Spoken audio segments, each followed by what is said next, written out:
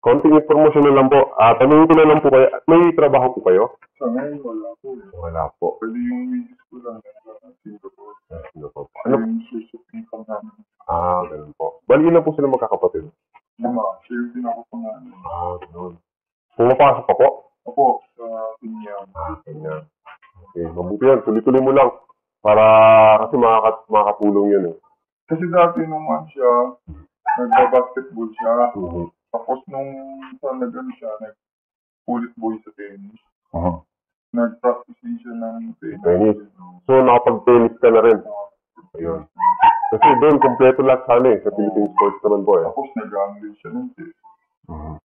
Yun, hasain na lang po na. Hanapin po natin kung saan po talaga siya mag-ano. Kasi sa tingin sa basketball, malaking trabaho po eh. Malaking pupunta trabaho sa kanya. Medyo maliit pa.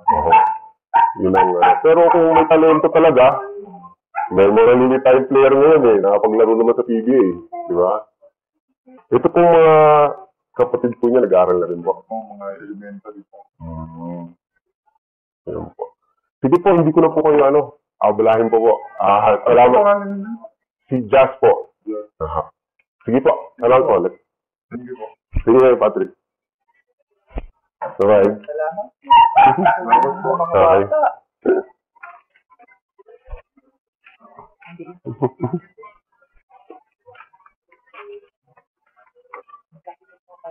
Ganun. Ano pong... Yung lumalaki ang tiyan sa akin. Ganun po.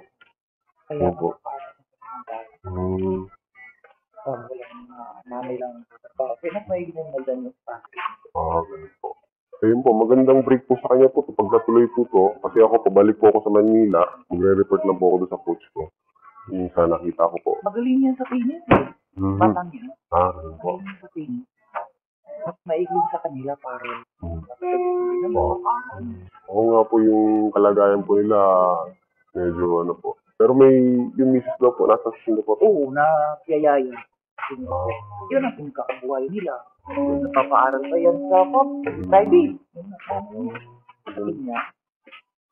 Maganda nga yun. Hindi, sige po. Bali, kano-ano po niyo si, po? Hindi, parang turin ko na lang sa kanila. Parang mga apo ko na lang, anak. Kasi dito lang naman ako eh. Kapitbahay. Ako yung nanay nila dito sa halera na to eh. Ay, napakaganda po. Ayun po. Sige po, di ganun na lang po. Kasi ang sadya ko talaga po, si Patrick, kung maaari po, matutulungan po natin, mas maganda po dahil matutulungan rin yung pamilya niya eh. Hindi sila mahihirapan pagka yung isang anak nila may scholarship na, diba? Tapos nagre-representa pa sa Pilipinas. Malaking yun sa magulang. Hindi na kayo tuloy sa amin, sir. Sige po. Salamat po. Salamat sila. Okay.